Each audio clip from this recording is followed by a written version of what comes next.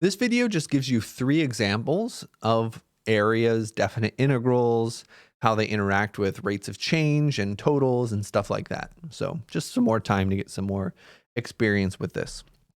Example 4. Describe the area between the graph of this reciprocal function, the x-axis, hello October, and 2 vertical lines as a definite integral. If you're seeing this for the first time, you're probably a little confused and saying, well, what is this actually even talking about? Okay, so we're going to have to make a picture. Well, you don't have to make a picture, but it's going to make things easier. Let's start by making a picture. We have a graph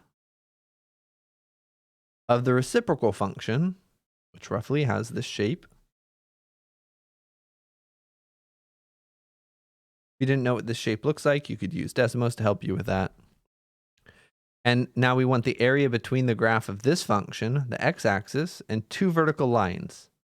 At x equals 1, going to be this vertical line. And x equals 5. So what's the area between x-axis function and these 2 lines? That area is this. Now it wants us to describe this area as a definite integral. Oh, we said definite integrals were area under curves. So this is going to be the integral. Remember, here's what we're looking for. Integral from a to b of this function with respect to the variable. So where are we starting? We're starting when our variable is 1. We're going up to our variable of being when our variable is 5. These are our limits of integration. What's our function? We could write f of x, but we know what f of x is, so let's give more information. Our function is 1 over x. And again, this is what our answer should look like. We just need to identify what every single thing is. A and b were 1 and 5. The function is 1 over x. All that's left is what's our variable. Our variable is x, so we will write dx. That's how we do it. Eventually, we'll find out what this number is. Fun little fact for you. Spoiler alert. The answer has something to do with a natural log. You bet you wouldn't have seen a logarithm coming. Or maybe you would. Because remember when I told you that integrals are basically going backwards from derivatives?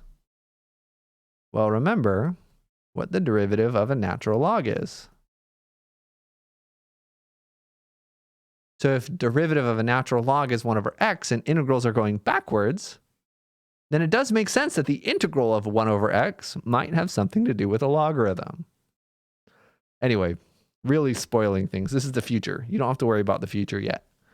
One day at a time. But it is true. Okay, so let's do another example. Evaluate integrals. Hold up, Jason. You said we weren't doing integrals by hand until later on in chapter 3. What's going on? Well, again, I will ask you to write a picture. We write a picture. Nobody says write a picture. If we draw a picture, let's make a little graph for ourselves. What does this function look like? Our function here, right, is 1 plus x. This is a line. The slope of this line is 1. The y-intercept is also 1. It starts here and goes up 1 over 1, up 1 over 1. Oh, I need to go higher. Up 1 over 1. This is the equation of a line. You want to see how perfectly straight I can draw a line? Wow, the precision. I have some insane line drawing abilities, don't you think? That looks perfectly straight, right?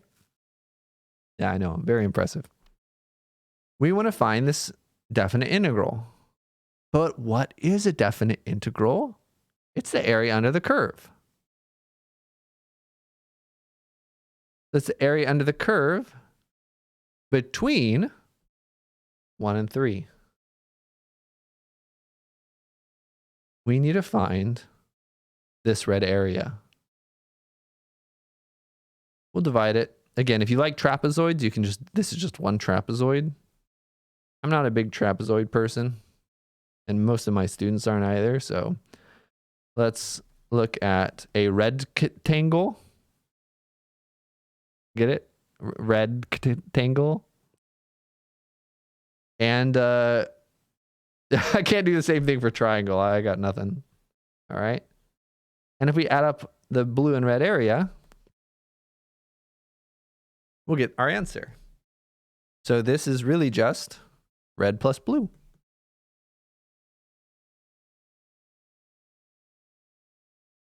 So be careful here. The rectangle is going to be pretty straightforward. The triangle might be a little trickier. The base of the rectangle has base 2. The height of the rectangle also has base 2. So this is a square. It doesn't look like a square because of how I drew it, but I promise it's a square. Okay. Figure not drawn to scale. And now what are the dimensions of the triangle? Well, the base of the triangle is still 2.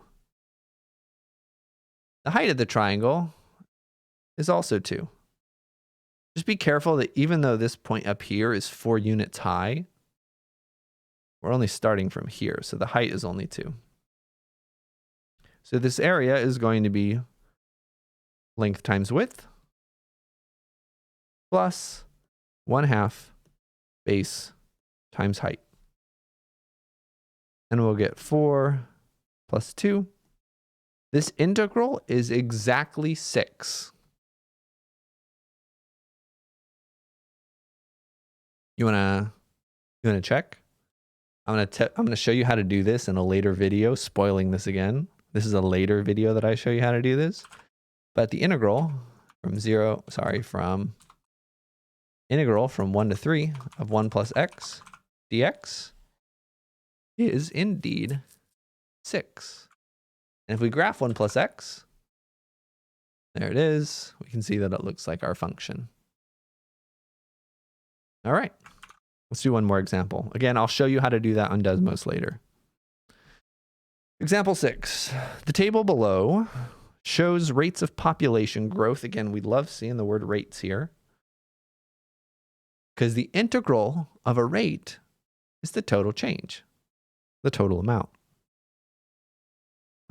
Sometimes it can be thought of as one way and sometimes the other. Let's not worry about that too much just yet.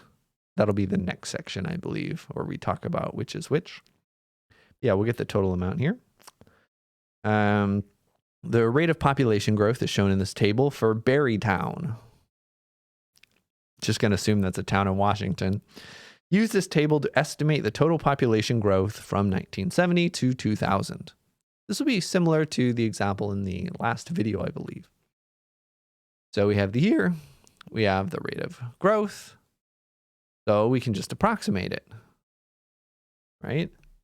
Between 1970 and 1980, what do we think the growth was?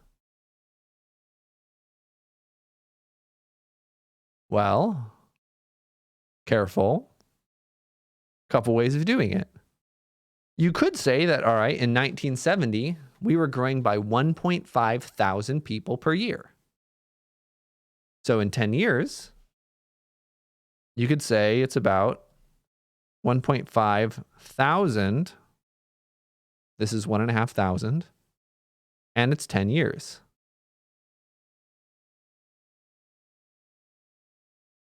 And again, the units work out. This is people every year. And we have 10 years. So when you multiply them, the years cancel and we just have people. Or you could look at it the other way and say, let's use this number. We'll use a number from the right. Or you could say it's changing between there. Let's average the two numbers. Let's say 1,700 times 10 people. Lots of ways you could average it. Okay. We can't figure it out exactly unless we had all the data. But this is one way to approximate it with rectangles. And then you could do the same thing between 1980 and 1990. You could say the growth was about 1900 times 10 people. And then again from 1990 to 2000, you could say the growth was about 2200 people times 10. We're really doing Riemann sums here. The difference here is that we don't know what the function looks like. Right? Whoa. Go. You're seeing behind the curtain a little bit. Go behind the curtain. Not you. It. Okay, so what we really have here, right, is we have some values. In 1970, this was the growth. And then the growth was bigger in 1980. The growth was bigger in it's not growing linearly. The growth was bigger in 1990. And then the growth was even bigger, but kind of leveling off in 2000. And the area, we don't know what this curve looks like, but the area under the curve, maybe this area looks like this. I don't know. The area under this curve is the actual population growth. And maybe, or what we did is we approximated it by this area, which again is going to be an undercounting. We're missing, again, we don't know whether we're missing area that looks like this or whether we're missing area that looks like this, because it could have increased and then decreased again. We have no idea what this missing area looks like. We're just approximating it. Okay, so we'll use this to find our answer, 15, 19, and 2200.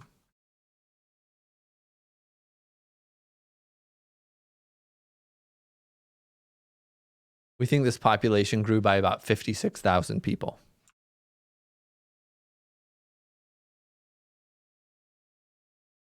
About 56,000 people. The population growth was about that much. And again, it should be more than that. A better approximation would be to average these two and get 1.7. And then average these two, but we don't need the best approximation. Let's just find an approximation. And again, when I say it's better on average. We actually don't know the best way to approximate this because we don't know what the function actually is. That's getting into something a little bit more complicated though. But we're averaging it with these rectangles. You don't even have to think about these as rectangles. If you just think about it this way, that works too. But I'm connecting it to rectangles because we're doing integrals. And connecting the idea that area under a rate gives the total. All right, we've seen that in a few ways here. The area under the rate is going to give the total change. All right, the next video we're going to talk about something called signed area. Area can't be negative, but we're going to have some negative areas anyway. Okay, with this idea of signed area. Take it easy. Have a good one. Bye-bye.